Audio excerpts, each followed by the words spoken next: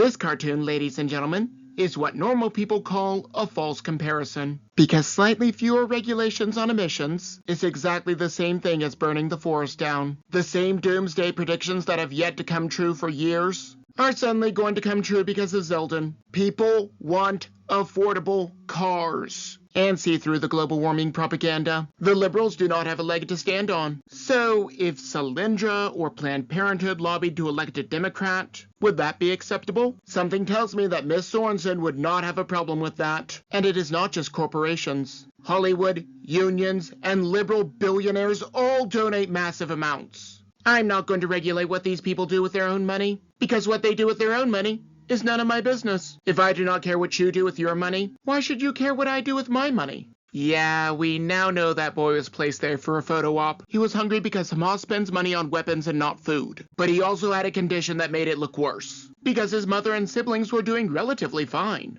aside from the food shortage created by Hamas. The New York Times did not even print the retraction on their main page. I wonder how many other victims Hamas put in front of a camera. Normally I would zoom in on Mr. Balling's gibberish, but this one is just the same lie repeatedly, and so I will just go for a one and done. Donald Trump denounced these racists as racists, and then returned David Duke's donation. So if then candidate Trump rejected his endorsement and returned the money, how is he still racist at all? The university could stop discriminating against women. That would be very simple to do. In fact, it would be so easy to do that several universities are already doing it. Then the university can arrest the rioters who keep other students from going to class, although that might fall under the purview of the local police.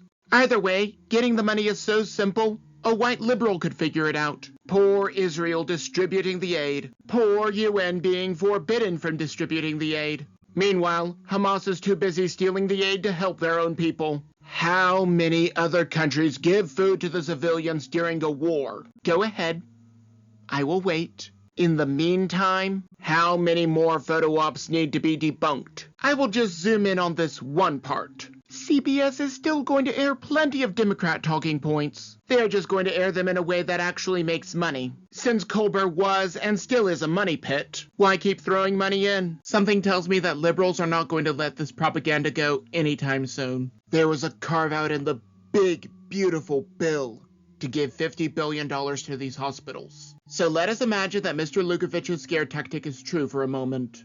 Even if it was, the hospital is still getting federal tax dollars. So what exactly is the problem? If President Trump was on that list, his name would have been released as soon as Epstein was dead. Maybe even before that. Since his name was not released, and instead the Democrats and fake news came up with all kinds of bogus charges, we can safely conclude that President Trump is in the clear. And since the deep state could not get a lot of their enemies, they undoubtedly started destroying the documents as an insurance policy. Mr. Jones needs to deal with his Trump derangement syndrome before it gets any worse. Those are cuts that should have happened a long time ago. Both Democrats and rhinos are under the same delusion. The more money you spend on anything, the better it will be. This is not always true. In fact, America now spends more per pupil than ever before, and scores are still alarmingly low. The problem is not the amount of money, but the method of education. So in other words, this series is so unpopular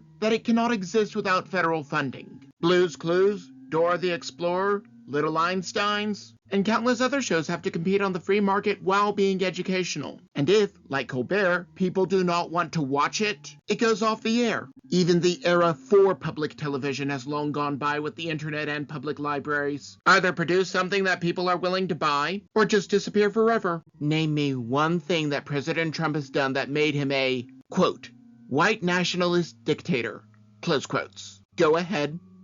I will wait. Because dictators generally limit government power. And President Obama actually deported more invaders than President Trump has. And I doubt that Mr. Rogers called Obama dictatorial. It is a pair of genes. Get over yourselves.